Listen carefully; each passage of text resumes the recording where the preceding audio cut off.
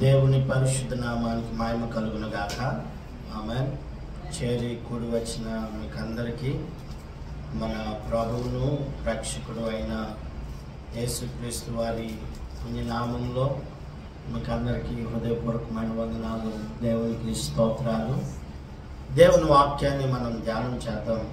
Mark సువార్త 9వ అధ్యాయం 23వ వచనం మనం చదువుతాం. అందుకు యేసు, నమ్ముట నీ వలనైతే నమ్మువానికి సమస్తమును సాధ్యమే అని అతనితో చెప్పాను. ఆమేన్. చదవబడిన ఈ వాక్య భాగాన్ని ఒకసారి ఆలోచన చేస్తే, యేసు ప్రభు వారు జన సమూహంలో ఉన్నప్పుడు ఒక ఆయన వచ్చి అంటున్నాడు, బోధకుడా, నా కుమారునికి దెయ్యం పడితే నీ శిష్యుల దగ్గర తీసుకొని వచ్చాను, కానీ వాళ్ళు ఈ దెయ్యాన్ని వెలగొట్టలేకపోయారు, నువ్వన్నా చేయగలుగుతావా లేదా అన్నట్లుగా మాట్లాడాడు. అట్లా మాట్లాడితే దేవుడు అంటాడు, నమ్మటం నీకు సాధ్యమైతే అద్భుతం కూడా సాధ్యమవుతుంది అని చెప్పేసి, నువ్వు నమ్మగలిగితే నమ్మిన నీకు అదంతా సాధ్యమవుతుంది అని చెప్పేసి దేవుడు చాలా స్పష్టంగా మాట్లాడుతూ వచ్చాడు. నమ్ముట నీ వలనైతే నమ్మువానికి సమస్తము సాధ్యం. ఇక్కడ ఈ యొక్క వ్యక్తి ఒక నమ్మకం ఉంది, దేవుడు యేసు ప్రభు వారు ఈ యొక్క సమస్య నుంచి విడిపిస్తాడు అనే ఒక నమ్మకం ఉంది. వాళ్ళ శిష్యులు ఎన్నో కార్యాలు చేశారు కాబట్టి ఇది కూడా చేస్తారు అనుకొని వెళ్ళాడు. అక్కడ కొంచెం అక్కడ కొంచెం ఆయన అనుకున్న స్థాయిలో కార్యం జరగల. అందుకని అరే, ఆయన శిష్యులైన వీళ్ళు అన్నీ చేస్తున్నారు, మరి ఇక్కడ మిస్ అయిపోయారు కదా,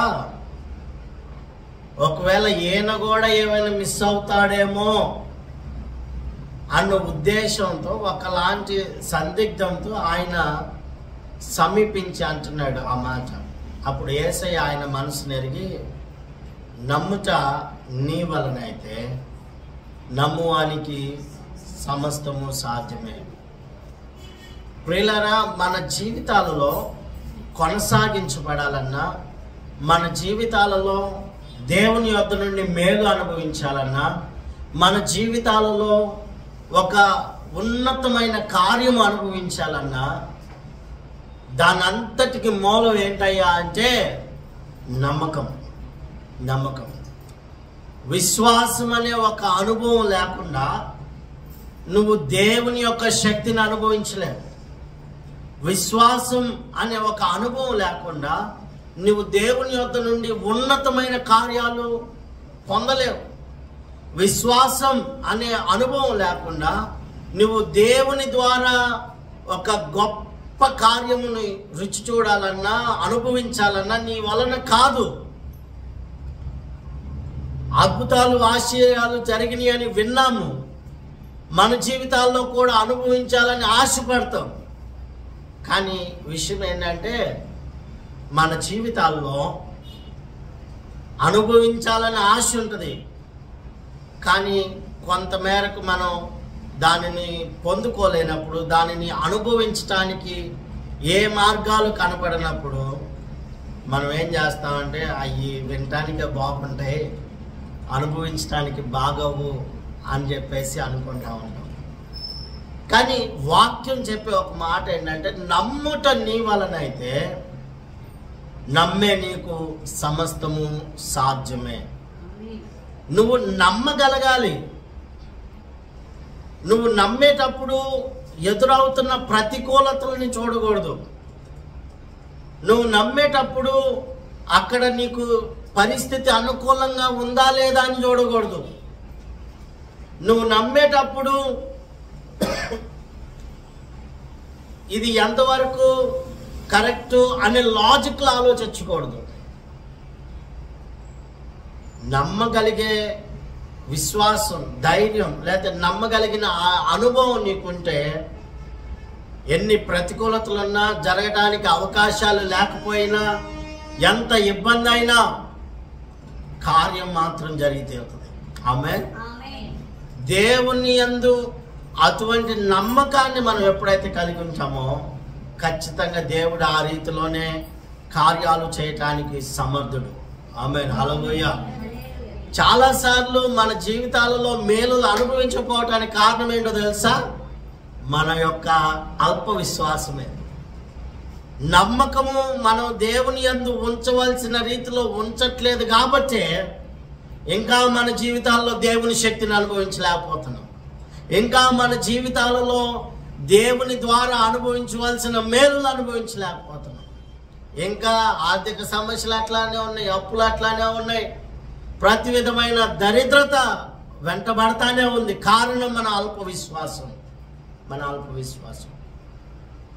యేసు ప్రభు వారు ఒకానొక సమయంలో ఒక పట్టణానికి వెళ్ళి ఆయన చాలా అద్భుతాలు చేశాడు.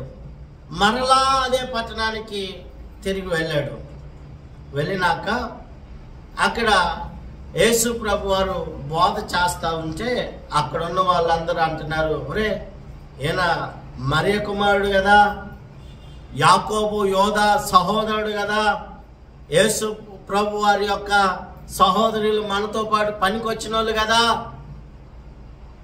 అని అనుకుంటా యేసు ప్రభు వారు చేసిన కార్యాలని జ్ఞాపకం చేసుకొని విశ్వాసంతో ఎదురు చూడలా. యేసు ప్రభు వారు బోధన బట్టి ఆశ్చర్యపడ్డారు కదా, ఆ బోధన బట్టి నమ్మి దేవుడు కార్యం చేస్తాడని ఎదురు చూడలా. ఏం చేశారు అని అంటే వారి హృదయాలలో ఒక అల్ప విశ్వాసాన్ని కలిగి ఉన్నారు. చదువుతాం. ఇదే మార్కు సువార్త 6వ అధ్యాయం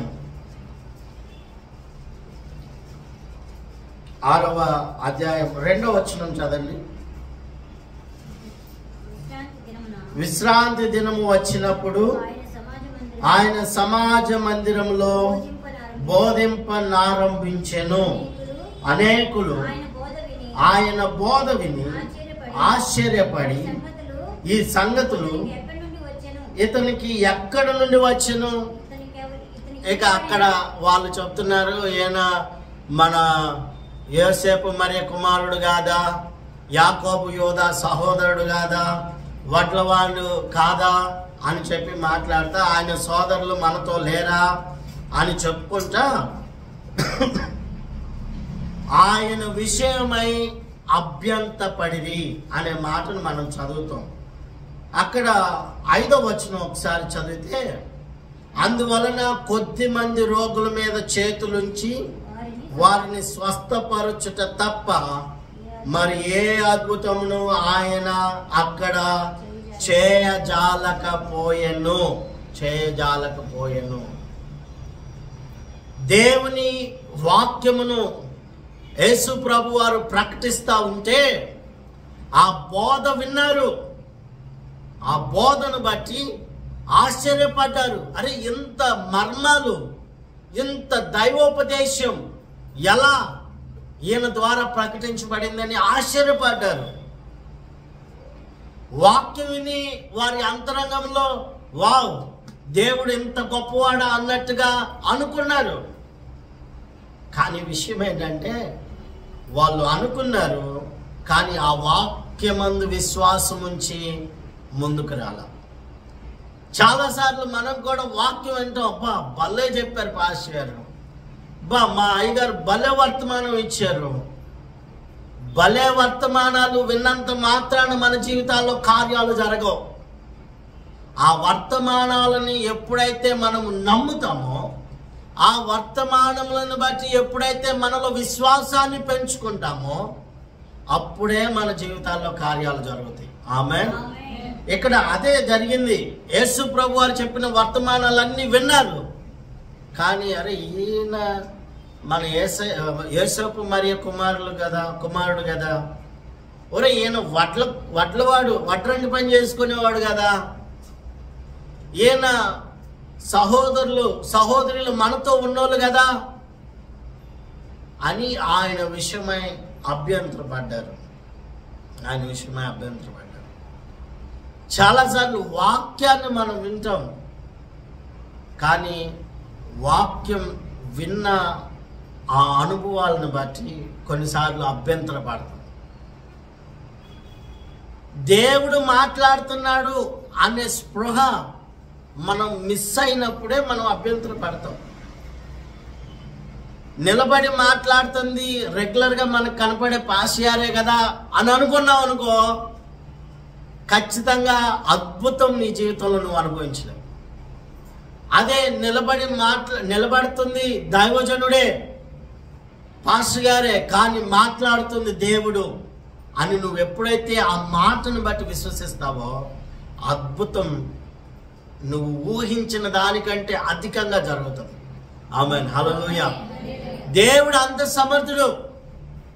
ఇక్కడ వారు ఉన్న ఆ యొక్క అల్ప విశ్వాసపు స్థాయిని బట్టి యేసు ప్రభు వారు అద్భుతములు ఏమీ చేయటానికి అవకాశం దొరకలా.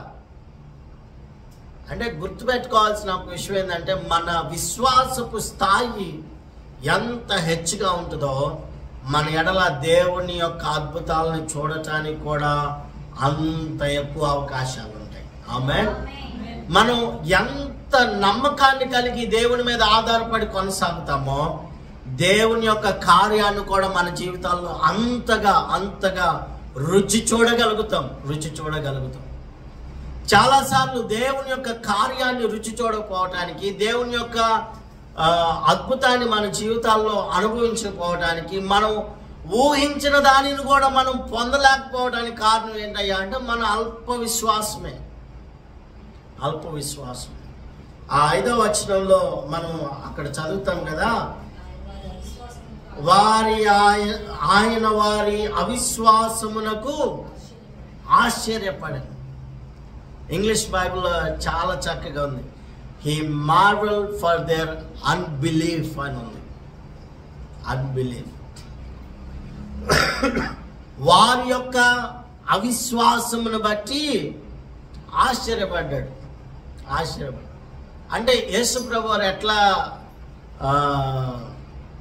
ఆశ్చర్యపడ్డాడు అంటే, ఊరి లేనిది ఎంత మర్మం చెప్పినా కానీ తుచ్చనంగా తీసిపడేశారు.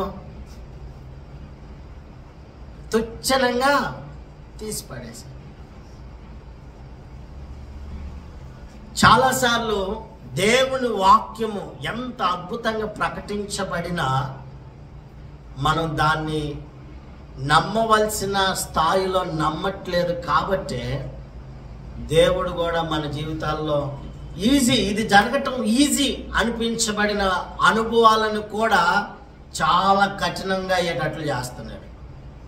అర్థమైంది ఈ మాట? దేవుని వాక్యాన్ని విని నమ్మవలసిన స్థాయిలో నమ్మకపోవటం వల్ల ఇది చాలా ఈజీ అండి అని అనుకున్నది కూడా చాలా కష్టంగా మార్చబడతా ఉంది. దేవుడు వారి యొక్క అవిశ్వాసమును చూసి ఆశ్చర్యపడి వారి మధ్య ఏ అద్భుతమును చేయటానికి ఇష్టపడాల. నమ్ముట మన వలనైతే నమ్మిన మనకి సమస్తము సాధ్యమే. ఒకవేళ ఆర్థిక ఇబ్బందుల, అనారోగ్య సమస్యల, ఎంతటి బలహీనమైన పరిస్థితులు అయినప్పటికీ ఇది జరగటం ఇంపాసిబుల్ అనబడిన ప్రతి చోట నువ్వు దేవుడు చేస్తాడు అని విశ్వసించగలిగితే ఇంపాసిబుల్ కూడా పాసిబుల్ చేయగలిగిన దేవుడు ఆయన. ఆమేన్.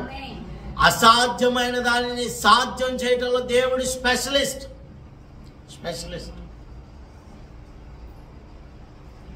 ఆయన అంత స్పెషలిస్ట్ కాబట్టి ఆయన మీద ఆధారపడగలగాలి. చాలాసార్లు ఆయన మీద ఆధారపడకపోవటం వల్లనే మన జీవితాల్లో ఏ అద్భుతం వద్దులేండి, కనీసం మనం ఊహించిన, మనం చేసిన ప్రార్థనలను కూడా అనుభవించలేకపోతున్నాం.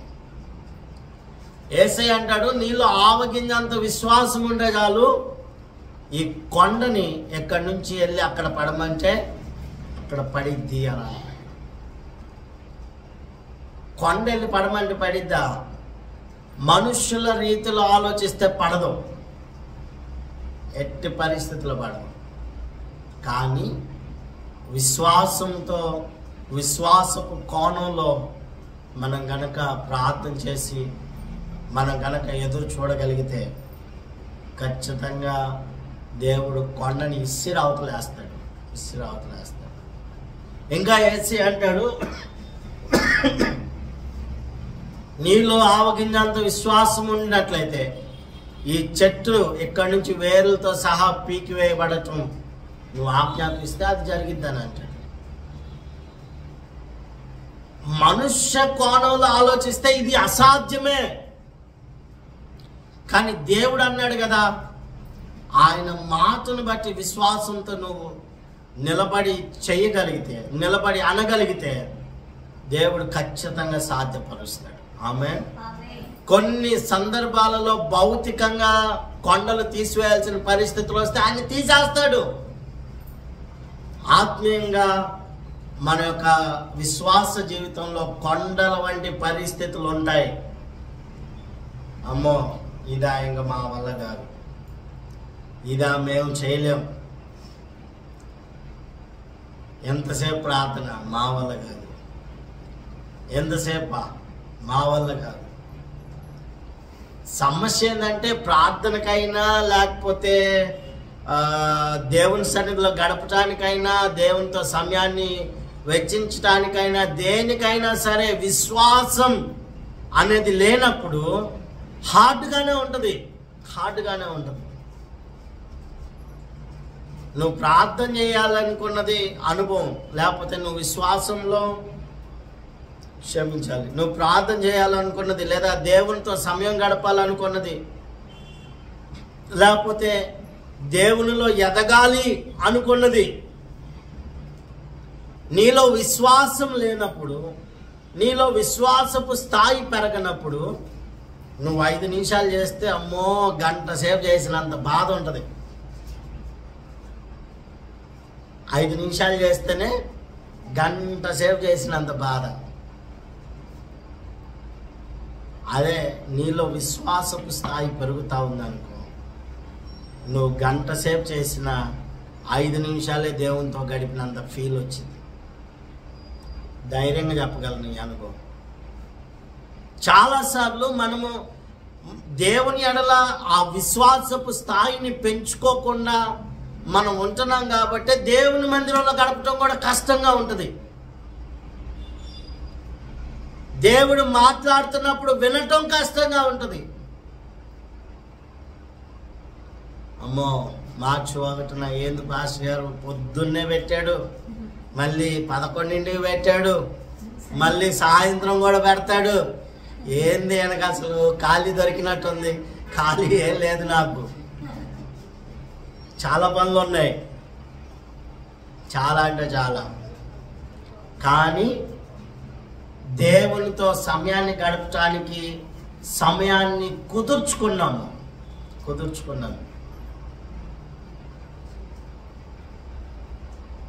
ఆరోగ్యం సహకరించి కాదు, సహకరించకనే మేము లేదు ఖచ్చితంగా మొదటి శనివారం ఆయన సన్నిధిలో గడపాలి, బల్లకి సిద్ధపడాలి అని చెప్పేసి ప్రార్థనాపూర్వకంగా కూర్చున్నాం. చాలామంది అంటే సాధ్యమైనంత వరకు మీరు అనుకుంటున్నా, అందుని బట్టి దేవుని స్తోత్రం. అనుకుంటే మాత్రం ఆ పద్ధతిని మార్చుకోండి. అంటే మనము దేవునితో గడపాలన్నా కానీ మన విశ్వాసపు స్థాయి పెరిగితేనే మనం గడపగలుగుతాం. లేదనుకో 5 నిమిషాలు గడిపితేనే అమ్మో అన్నట్టుగా ఉంది. మనం ఎప్పుడైతే మన విశ్వాసపు స్థాయిని రోజు రోజుకి పెంచుకుంటూ ఉంటామో, రోజు రోజుకి ఎక్కువగా దేవునితో గడపాలన్న ఆశ పెరుగుతూ ఉంటుంది. ఆశ పెరుగుతూ ఉంటుంది. అట్లా కాకుండా మన విశ్వాసం స్థాయి పెరగలేదనుకో, ప్రార్థనగా వెళ్దాంలే, సరే ఉదయం ఉంది కదా, ఉదయం వెళ్ళిపోయా, మధ్యాహ్నం వెళ్ళా కదా, సాయంత్రం అవసరం లేదనుకోండి. కారణం ఏంటంటే నమ్మకం దేవుని ఎడల అంతగా లేదు, మనకి అంతగా లేదు. మనం నమ్మితే ఖచ్చితంగా దేవునితో ఉండటానికి ఇష్టపడతాం. ఆమేన్. మనం నమ్మితే కొండల వంటి పరిస్థితులన్నీ కనుమరుగైపోతాయి. దేవుడు ఎట్లా చెప్తాడు, ఆయన చాలా స్పష్టంగా చెప్పాడు. చాలామంది ఇది ఆత్మీయంగా అండి, ఆత్మీయంగా ఉంది, భౌతికంగా కూడా ఉంది. అయితే నువ్వు దేవుని యందు నమ్మకం ఉంచవలసిన స్థాయిలో నువ్వు నమ్మకం ఉంచగలిగితే దేవుడు ఖచ్చితంగా కార్యం చేస్తాడు. ఆమేన్. చాలాసార్లు మన జీవితాల్లో నమ్మకం అనేది లేకపోవటం వల్లనే మనం దేవుని యొద్ద నుంచి కనీసం మన ప్రార్థనలు కూడా అనుభవించలేకపోతున్నాం, మనం చేసిన ప్రార్థనలు కూడా పొందుకోలేకపోతున్నాం. యేసయ్య వాక్యంలో చెప్పబడే మాట, నువ్వు మొరపెట్టిన ప్రతి ఒక్కటి, నువ్వు ప్రార్థించిన ప్రతి ఒక్కటి దేవుడు విన్నాడనియు ఖచ్చితంగా దానికి ప్రతిఫలం ఇస్తాడనియు నువ్వు నమ్మవలెను కదా అంటాడు భక్తుడు. ప్రార్థన చేస్తాం, ఇదేమైందిలే, ఇల్లు కట్టింపబడాలని ప్రార్థన చేస్తాం, కానీ మన పరిస్థితులను చూసి మనం అనుకుంటాం ఇది ఆడ జరుగుతుందిలే, జరగదు. వివాహం అవ్వాలనో, గర్భఫలం పొందాలనో, లేకపోతే సమస్యలు తీరాలనో మనం ప్రార్థన చేస్తాం, కానీ మనం ఏం అర్థం చేసుకుంటామంటే మన ప్రార్థన కంటే మనం చూసే పరిస్థితులే, అబ్బో ఈ పరిస్థితుల వల్ల అసలు కాదని అనుకుంటాం. ఎప్పుడు కూడా మన పరిస్థితుల వైపు అసలు చూడకూడదు. మనం ఎవరికి ప్రార్థన చేస్తున్నామో ఆయన వైపు చూడాలి. అండ్ ఎవరు ఈ ప్రార్థనకి ప్రతిఫలం ఇస్తాడో ఆయన యొక్క శక్తి వైపు చూడాలి. మనమేమో అటు చూడం, మనమేమో ఎక్కడున్న పరిస్థితులనే చూస్తాం, ఎక్కడున్న పరిస్థితులనే చూస్తాం. అదే పెద్ద మైనస్ మన జీవితాల్లో. చాలాసార్లు సేవకుల్లో కూడా ఈ యొక్క బలహీనత ఉంటానే ఉంటుంది. అరే దేవుడు పిలిచింది, దేవుడు వాడుకునేది దేవుడు అని తెలిసినప్పటికీ, ప్రార్థనలు చేస్తున్నప్పటికీ ఎదురయ్యే ఆర్థిక ఇబ్బందులకి, ఎదురయ్యే పరిస్థితులకి ఆల్టర్నేట్ ప్లాన్ చూస్తూ ఉంటాం. నిజంగా మనం దేవుణ్ణి నమ్మగలిగితే నేను ధైర్యంగా చెప్పగలను, మన దేవుడు ఎటువంటి అసాధ్యాన్ని అయినా సాధ్యం చేయడానికి సమర్థం. ఆమేన్. నిజముగా నమ్మాలి. మనం నిజముగా నమ్మట్లేదు కాబట్టి చాలాసార్లు మనం చేసిన ప్రార్థనలు కూడా మనం పొందలేకపోతున్నాం. మనం నిజముగా నమ్మట్లేదు కాబట్టి చాలాసార్లు ఈజీగా ఉండేవి, చేతికొచ్చేవి, అందుకునేవి కూడా దూరం అయిపోతా ఉన్నాయి. ప్రియులారా, మన నమ్మకం మన జీవితాల్లో ఉన్నతమైన కార్యాన్ని చేయడానికి నడిపిస్తుంది. ఇంకా మనం వాక్య భాగంలో చూస్తే మన నమ్మకం ఈ లోకంలో ఉండే అవసరాలని తీర్చడమే కాదు, కానీ పరలోకంలో నిలబడే అనుభవాలకి నడిపించింది. ఇంకా అర్థమయ్యేట చెప్పాలంటే మన నమ్మకం మహిమ కలిగిన రాకడలో మనల్ని నిలబెట్టింది. ఆమేన్. హల్లెలూయా. దేవుని యొక్క వాక్యమే సెలవిస్తున్న మాట చదువుదాం. లూకా సువార్తమానం 18వ అధ్యాయం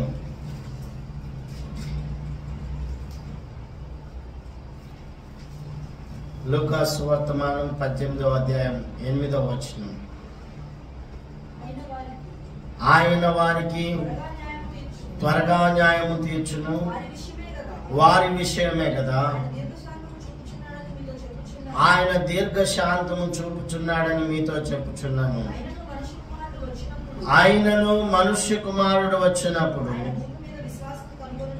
ఆయన భూమి మీద విశ్వాసము కనుగొనునా.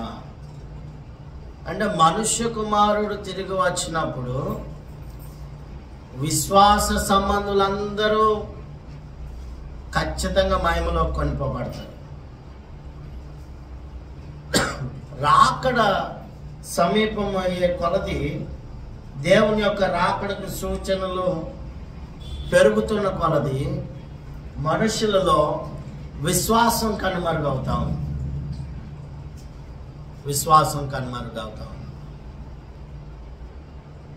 కనబడుతున్న పరిస్థితులను బట్టి ఇంకాస్త విశ్వాసంతో, నిరీక్షణతో, ఇంకా దేవుని ఎడల మరింత నమ్మకం కలిగి ఎదురు చూడాల్సిన దానికి బదులుగా మనుష్య కుమారుడు తిరిగి వచ్చే సమయమున విశ్వాసం కరువైపోతా ఉంది. రియల్లీ అసలు ఏంటో పరిస్థితి అర్థం కావట్లేదు. కానీ క్రైస్తవ సమాజాన్ని ఒకసారి తేరి చూస్తే విశ్వాసం అనే అనుభవాలన్నీ పోయినాయి. ఇప్పుడు అంత ప్రాక్టికల్గా జరుగుతూ ఉంది. చాలామంది సేవలో డబ్బుంటేనే సేవ జరుగుతుంది అనే భావనలోకి వెళ్తున్నారు. సేవలో ఖచ్చితంగా డబ్బు ఉండాలి కాదనట్లా, కానీ డబ్బు ఉంటేనే సేవ జరుగుతుంది అంటే మనకు వెళ్తాను. ఇంకా చెప్పాలని అంటే చాలామంది ఎట్లాగైపోయారంటే కొన్ని రోగాల విషయంలో దేవుని మీద ఆధారపడవలసిన దానికి బదులుగా మనం మందులు వాడకుండా ఇట్లాగ అవుతుందా అనే ఒక అవిశ్వాసాన్ని దేవుని పిల్లల్లో మనమే పెట్టేసుకుంటా ఉన్నాం. ఇంకా దాన్ని సమర్థించుకుంటే ఎట్లా అయిపోయామంటే ఇది కూడా దేవుడే కదా చేసింది కాదనట్లా. యేసు ప్రభు వారు స్వస్థతలు చేసిన విషయాల్లో ఆయన మట్టిని వాడుకున్నాడు. ఆయన డైరెక్ట్గా చేతితో ముత్తగా వారు స్వస్థపడ్డారు. ఎక్కడ ఎప్పుడు ఎలా వాడాలో ఆ రీతిలో ప్రభువు చేశాడు. అంత మాత్రాన ఇప్పుడు మనం వెళ్ళి అగో అప్పుడు అట్లా జరిగింది కాబట్టి ఇప్పుడు కూడా అట్లనే జరుగుతుంది అనే ఒక ఆలోచన విధానాన్ని కొన్నిసార్లు మార్చేసుకోవాలి. అప్పుడు రోగాలు వేరు, ఇప్పుడు రోగాలు వేరు. సాధ్యమైనంత వరకు దేవుని మీద ఆధారపడి దాని నుండి విడుదల పొందటానికి ప్రయత్నం చేయాలి. ఆమేన్. ఖచ్చితంగా నేను నా వ్యక్తిగత విషయంలో నేను ఆల్మోస్ట్ దేవుని ద్వారా విడుదల పొందటానికే ప్రయత్నం చేస్తాను. నేను ప్రార్థన చేస్తా, ప్రభువా నువ్వు దీని నుంచి నన్ను విడిపించడానికి సమర్థుడు, దయచేసి విడిపించండి అయ్యా. నేను మెడిసిన్ వాడినవి కూడా ఉన్నాయి, వాడలేదని అనట్లా. అంత మాత్రాన దేవుడు ఇందులో అసమర్థుడా అంటే కాదు. దేవుడు కార్యాలు చేస్తాడు. అయితే మన నమ్మకం ఎంత గట్టిగా ఉంటే అంత బలంగా కార్యం జరుగుతుంది. మన నమ్మకం ఎంత తగ్గితే అంత తక్కువ అయిపోతుంది. ఖచ్చితంగా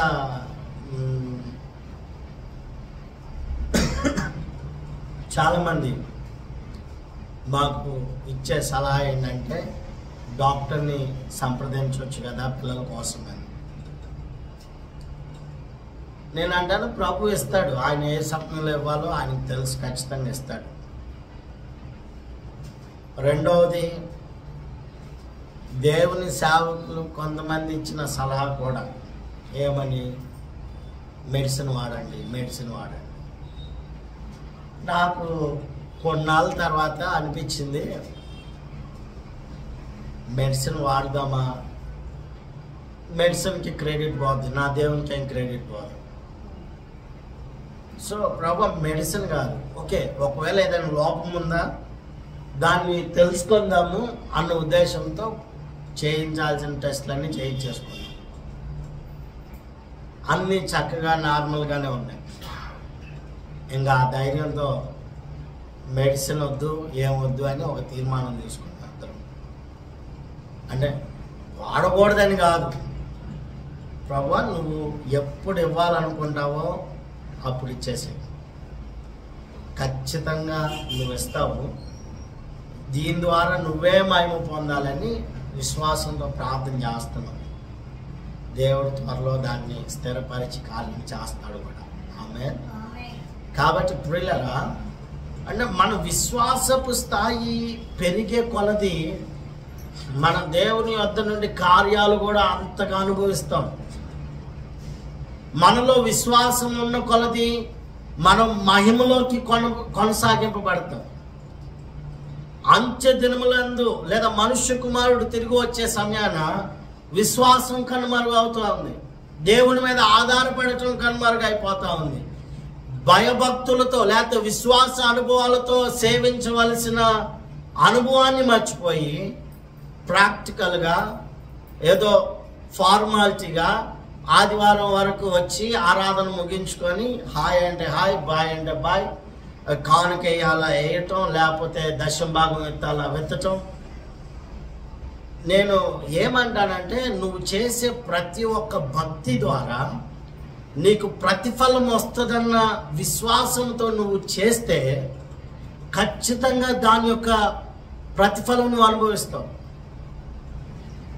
దాని ప్రతిఫలం నువ్వు అనుభవిస్తావు. నీ భక్తి నీకు ధైర్యమును కలిగించదా అంటే ఎట్లా కలిగిస్తుంది? విశ్వాస అనుభవం లేకపోతే నీకు ఎట్లా కనిపిస్తుంది? విశ్వాస అనుభవం ఉన్నప్పుడే నీ భక్తి నీకు ధైర్యాన్ని ఇస్తుంది. యోబు అదే కదా అంటాడు, ఆయన అంత దీన పరిస్థితిలో, అంత దిగజారిపోయిన పరిస్థితిలో ఉన్నప్పుడు యోబు అంటాడు కదా, నా శరీరము చీకు పట్టినను, నా కళ్ళు చీకు పట్టినను, నా శరీరము నశించిపోయినను, నా విమోచకుడు సజీవుడు, ఆయనను నా కన్నులారా చూస్తానంట. హల్లెలూయా. ఆయనకి ఏం ప్రత్యక్షత ఉందని ఆ మాట అన్నాడు? వాక్యం ఏమైనా ముందుగానే రాసి ఆయనకు ఉందా? లేదు. పోనీ 10 ఆజ్ఞలు ఉన్నాయా? లేదు. ఆయన దేవుని యందు ఉన్న విశ్వాసమును బట్టి ఆయన అంటాడు, ఓకే నా శరీరం నశించిపోయిన పోనీ, చీకు పట్టిపోయిన పోనీ, నా కళ్ళు క్షీణించినా పర్లేదు, కానీ నా విమోచకుడు సజీవుడు, ఆయన నేను కన్నులారా చూస్తాను. ఒక చిన్న మాట, చచ్చిపోతే ఎక్కడికి వెళ్తామో అన్న ధైర్యం ఉందా మనకి? ఎప్పటికిప్పుడు ఉంటే దేవుని స్తోత్రం.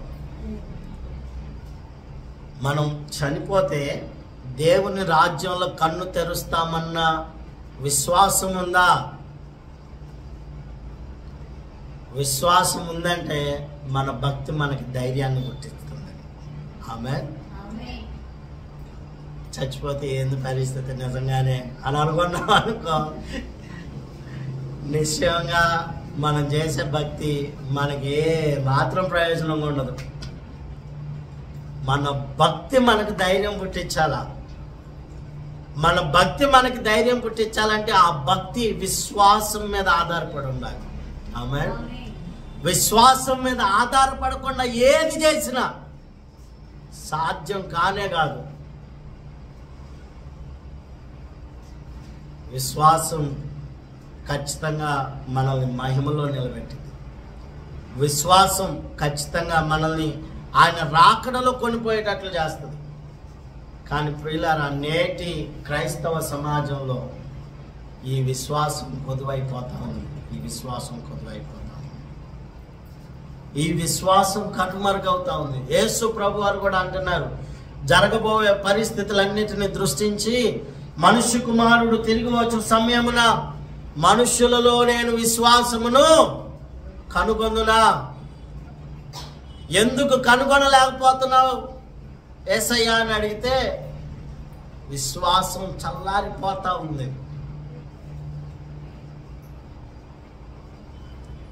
నిజంగా మనుషులు డబ్బు మీద చూపించినంత నమ్మకం దేవుని మీద చూపించలేకపోతున్నారు.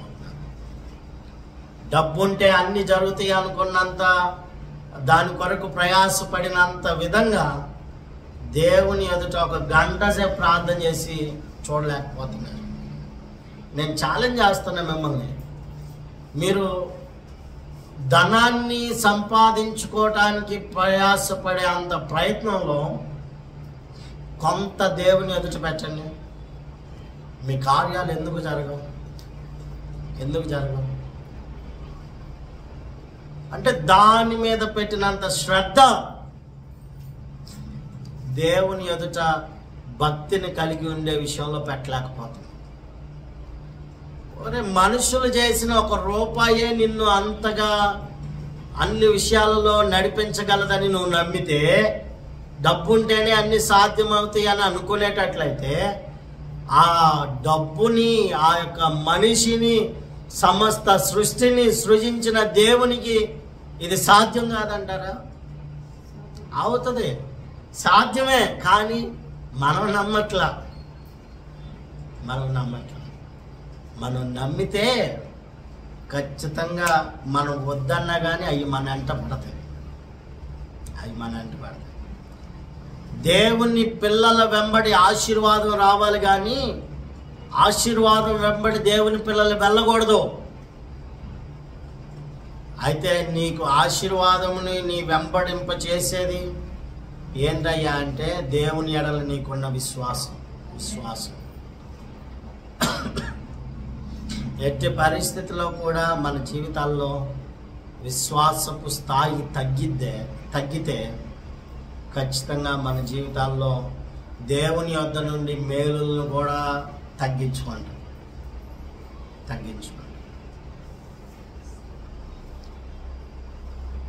పిల్లలు వాళ్ళ నాన్న వారి కొరకు ఏం చేయగలడో గ్రహించగలిగితే ఖచ్చితంగా ఎట్లాంటి పరిస్థితులు ఉన్నా కానీ మా నాన్న మాకు ఇస్తాడన్న ధైర్యం ఉంటుంది.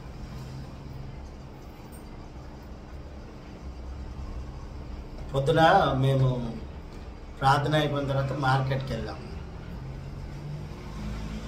ఒక ఆయన, ఎవరిని పెన్సిల్ ఉందా, పెన్సిల్ అని అంటాడు. పెన్సిల్ అనగానే ఉన్నాయి అన్నారు. పెన్సిలే కాదు, పెన్సిల్తో పాటు షార్ప్నర్, ఎరేజరు ఇదంతా కావాలండి అన్నాడు. అని ఆయన అడుగుతున్న ఆ విధానం చూసి కొంచెం నవ్వు అనిపించింది. కానీ ఆ అడిగే క్రమంలో ఆయన ఫేస్ని చూడగా నాకు అనిపించింది, ఆయన పిల్లలకి ఇవ్వటం కోసం ఆయన పడే తపన. మేబీ రాత్రి తేవటం కుదురుండకపోవచ్చు, పొద్దున్నే స్కూల్కి, ఒకవేళ వాళ్ళ అబ్బాయి ఇంటర్మీడియట్ ఎగ్జామ్ అనుకో, ఎగ్జామ్కి వెళ్ళే లోపల అందించాలి. కాబట్టి అది అందించడం కోసం ఆయన ఫేస్లో క్లియర్గా ఆ టెన్షన్ కనపడతా ఉంది. ఆయన ఫేస్లో టెన్షన్ ఏంది, ఎక్కడన్నా దొరికిద్దో లేదో. అప్పటికే ఆయన ఒక రౌండ్ మొత్తం తిరిగాడు ఆల్మోస్ట్. ఆ తిరిగే క్రమంలో ఇక్కడ కూడా అడిగాడు, దొరికిద్దా లేదా అన్న టెన్షన్ ఆయనలో కనపడతా ఉంది క్లియర్గా. వాళ్ళ పిల్లలు నమ్మకమైంది మా నాన్న ఎట్టగాని తెస్తాడని. ఏడ పరిస్థితులు చూస్తేనేమో షాపుల్లో దొరకలా, నైట్ ఏమో తేవడానికి కుదరలా. ఇప్పుడు చెప్పండి, అది చివరికి సంపాదించి తీసుకెళ్తాడా లేదా? ఖచ్చితంగా తీసుకెళ్తాడు. అట్లాగే మనము దేవుని యందు ఆయన ఏమి చేయగలడో ఆ విషయాలన్నిటిని వింటాం కాదు, నమ్మగలిగితే ఖచ్చితంగా మన జీవితాల్లో అద్భుతాలు ఆ రీతిలోనే మనం చూస్తాం. మనకున్న సమస్య ఏంటంటే ఆ ప్రజల్లాగా వింటాం, ఆశ్చర్యపడతాం. వావ్, దేవుని వాక్యంలో ఎంత ఉందా, చాలా ఉంది, ఎంత ఉందా, అర్రే ఇది చేయగలరా, అర్రే అనుకుంటాం. కానీ మనం ఆ మాటల్ని నమ్మలేకపోతాం. అందుకే ఏ మాత్రం కూడా అద్భుతాలు కానీ, ఏ మాత్రం కూడా ప్రార్థనలు కానీ నెరవేర్పు మనం చూడలేకపోతున్నాం. మరి దీనికి పరిష్కారం ఎందుకు ఆశగారు అంటే మనం ప్రార్థన చేయాలి. చదువుదాం మార్కు సువార్త 9వ అధ్యాయం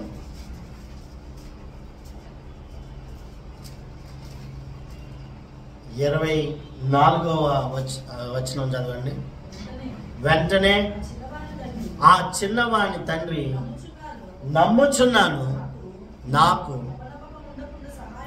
అపనమ్మకం ఉండకుండా సహాయము చేయమని బిగ్గరగా చెప్పెను. ఈ ప్రార్థన మనకు కావాలి.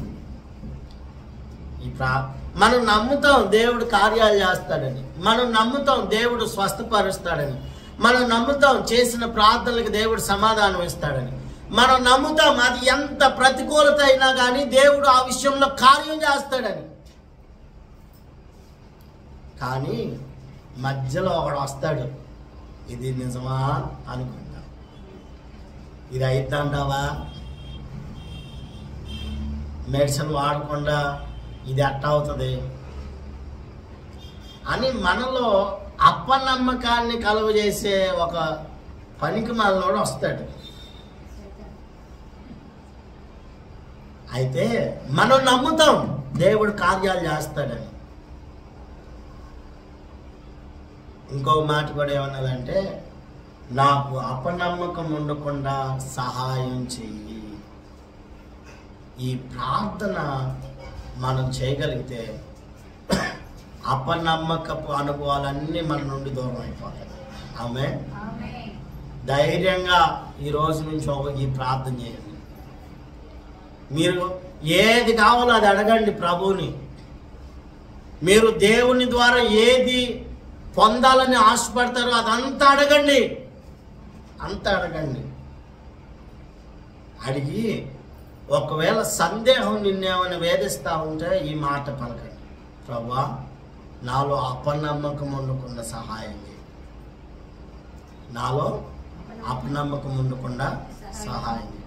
ఎస్, నువ్వు ఇదిగో ఈ విషయంలో నన్ను స్వస్థపరుస్తావు నాకు తెలుసయ్యా, అయితే నాలో అపనమ్మకం ఉండకుండా సహాయం చేయి.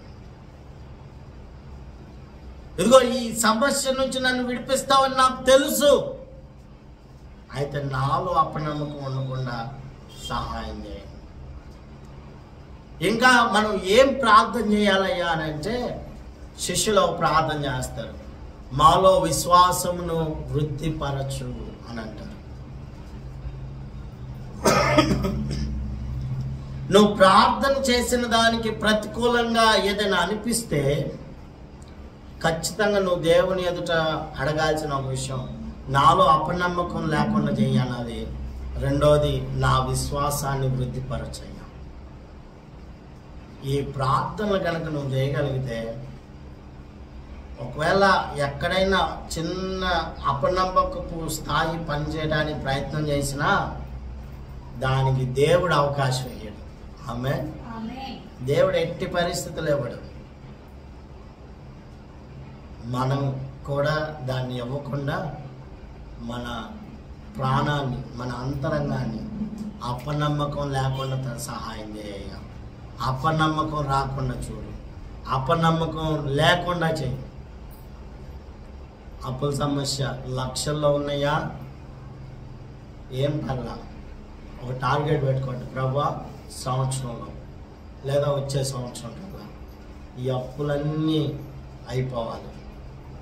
ఎట్లా వస్తాయో నాకు తెలీదు, ఏం చేస్తావో నాకు తెలీదు. నువ్వే ఈ అప్పులన్నీ తీర్చాలి. ప్రార్థన చేయండి. ఇది ఎట్టయిద్ది, పనులు లేవుగా, ఇది ఎట్టయిద్ది అని వచ్చిందనుకో, ప్రభు అపనమ్మకం లేకుండా నాకు సహాయం. ఇది అవుతుంది, నువ్వు చేస్తావు.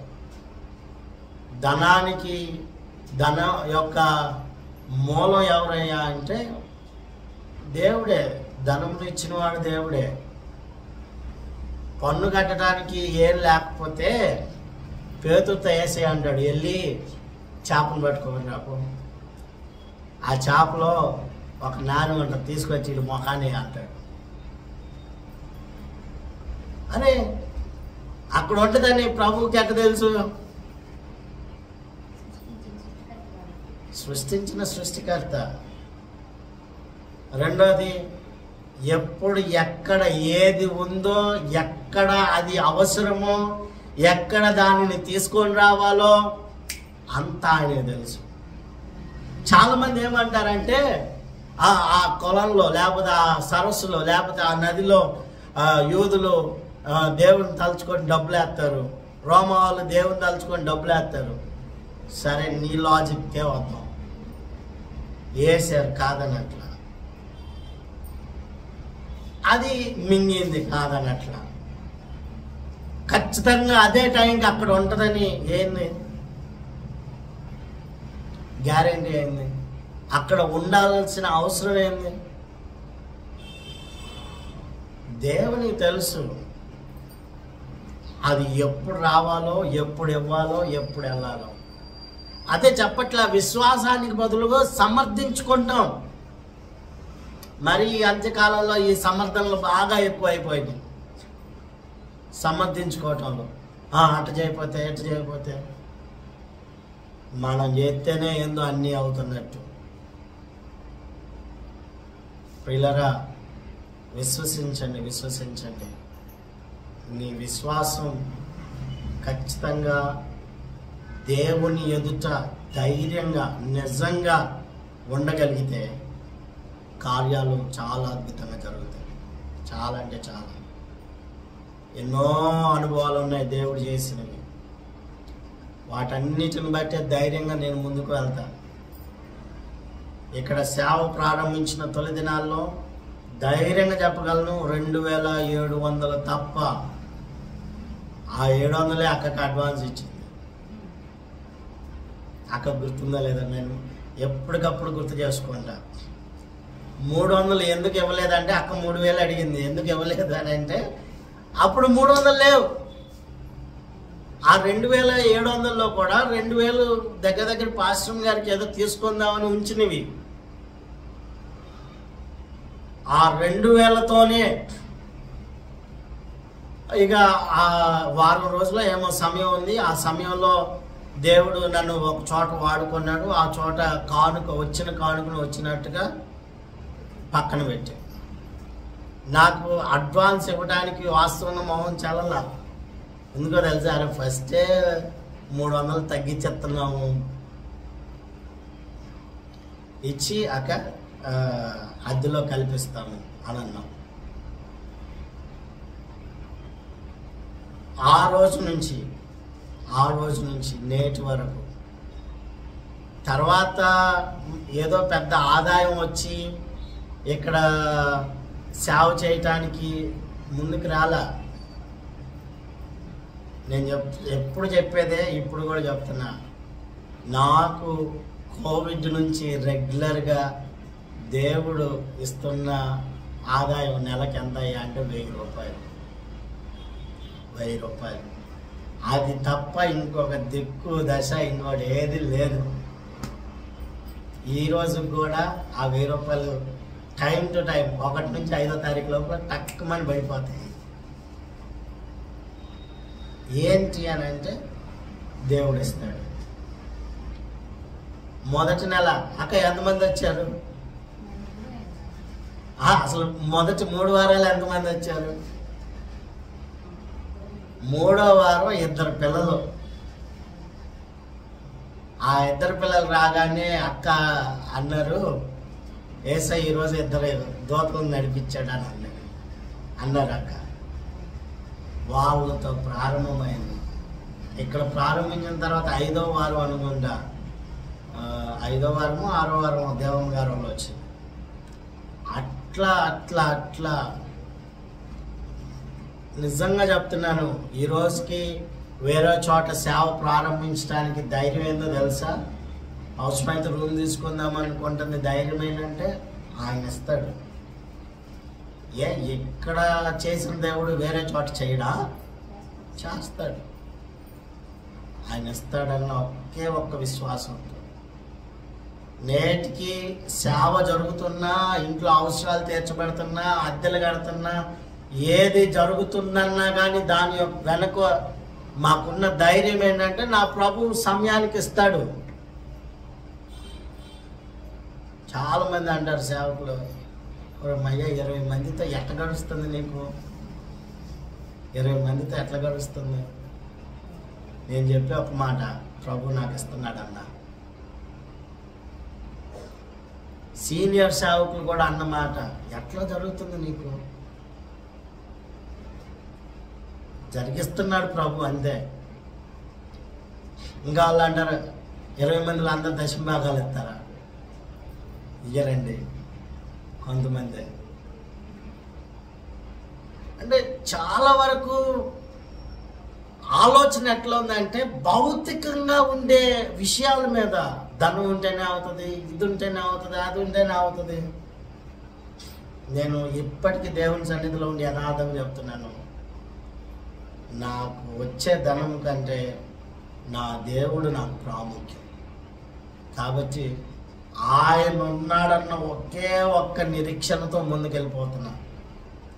నేటికి, రేపటికి, రానున్న రోజులకి కూడా అదే విశ్వాసం. కాబట్టి మనం చేయాల్సిన ప్రార్థన ఇదే. నేను చేసుకుంటా ఇది, ప్రభు అపనమ్మక రాకుండా చేయండి, అపనమ్మక రాకుండా. నాలో ఇంకా విశ్వాసం వృద్ధిపరచు. ప్రతిదినం నేను చేసుకుంటే ఈ ప్రార్థన, ప్రభు ఆ విశ్వాసం వృద్ధిపరచు. ప్రియులారా, ఈ రీతిలో మీరు కూడా ప్రార్థన చేసుకొని నిలబడగలిగితే ఖచ్చితంగా దేవుని వద్ద నుండి అద్భుతమైన అనుభవాలను అనుభవించగలుగుతాం. కృప కలిగిన దేవుడు అట్టి విశ్వాసంతో మనందరినీ నడిపించునుగాక, స్థిరపరచునుగాక. నిశ్చయంగా విశ్వాసం ద్వారా మరింత బలమైన కార్యములు మన జీవితంలో మనం అనుభవించుదుముగాక. ఈ మాటలు దేవుడు మన వినికిడిలో దీవించునుగాక. చిన్న ప్రార్థన చేద్దాం, ప్రభు చేతికి అప్పగించుకుందాం. దేవా, మాలో ఈ విశ్వాసపు స్థాయిని పెంచండి అయ్యా, వృద్ధిపరచండి అయ్యా, కృపనివ్వండి అయ్యా, సహాయమునివ్వండి అయ్యా. మౌనంగా ఉండొద్దు, ప్రభు చేతికి అప్పగించుకున్నాం. విశ్వాసం నమ్ముతున్న వలనైతే నమ్ముతున్న నీకు సమస్తము సాధ్యమవుతుంది. నీ నమ్మకం దేవుని యొక్క కార్యాలను జరిగించడానికి ఆధారం అవుతుంది. ఇలాగా నువ్వు దేవుని వాక్యం విని సంతోషించినంత మాత్రాన అద్భుతాలు జరగవు. నువ్వు దేవుని వాక్యం విని ఆనందించినంత మాత్రాన నీ జీవితంలో కార్యాలు జరగవు. నువ్వు విన్న దేవుని వాక్యమును నమ్మినప్పుడే నీ జీవితంలో కార్యాలు జరుగుతాయి. కాబట్టి ప్రియులారా, యేసయ్య ఎన్నో అద్భుతాలు చేస్తే, ఎన్నో ఆశ్చర్య కార్యాలు చేస్తే దానిని నమ్మలా. ఆయన చెప్పిన వాక్యాన్ని విన్నారు, ఆశ్చర్యపడ్డారు, సంతోషించారు, కానీ నమ్మలా. వారి అవిశ్వాసమును చూసి దేవుడు వారి మధ్య అద్భుతములు చేయలేకపోయాడు. నీ జీవితంలో కార్యం జరగట్లేదంటే కారణం నీలో ఉన్న అవిశ్వాసమే. నీ జీవితంలో నీ ప్రార్థన, నువ్వు చేస్తున్న ప్రార్థనలు పొందలేకపోతున్నావు అంటే కారణం నీ జీవితంలో ఉన్న అవిశ్వాసమే. కాబట్టి ఈ మధ్యాహ్న వేళ ప్రభు సన్నిధిలో అప్పగించుకుందాం. దేవా, నాలో విశ్వాసమును వృద్ధిపరచండి అయ్యా. నీ విశ్వాసం మనుష్య కుమారుడు తిరిగి వచ్చినప్పుడు నిన్ను మహిమలోకి చేర్చింది. నీ విశ్వాసం మనుష్య కుమారుడు తిరిగి వచ్చినప్పుడు నిన్ను ఉన్నతమైన దేవుని రాజ్యంలో నిలబెట్టింది. నీ విశ్వాసం నిన్ను దేవునితో కూడా యుగ యుగాలు ఉండేటట్లు చేసింది. నువ్వు విశ్వసించి కొండలకు చెప్తే అవి అక్కడ నుంచి మారిపోతాయి. నువ్వు విశ్వాసం చెట్టుని వేళ్లతో సహా పెకిలించగలిగినంత శక్తి కలిగింది. నువ్వు నమ్ముతావు దేవుడు కార్యాలు చేస్తాడని. కానీ నువ్వు చేయాల్సిన ప్రార్థన, అపనమ్మిక నాలో ఉండకుండా సహాయం చేయాలి. అప్పుల గురించి నువ్వు చేసే ప్రార్థనలు కావచ్చు, దేని విషయమై నువ్వు చేస్తున్న ప్రార్థనలైనా కానీ నువ్వు నమ్మగలిగితే, నువ్వు అపనమ్మిక లేకుండా సహాయం చేయని ప్రార్థన చేయగలిగితే దేవుడు నీ జీవితంలో కార్యాలు చేయడానికి సిద్ధంగా ఉన్నాడు. కాబట్టి దేవుని చేతికి అప్పగించుకుందాం.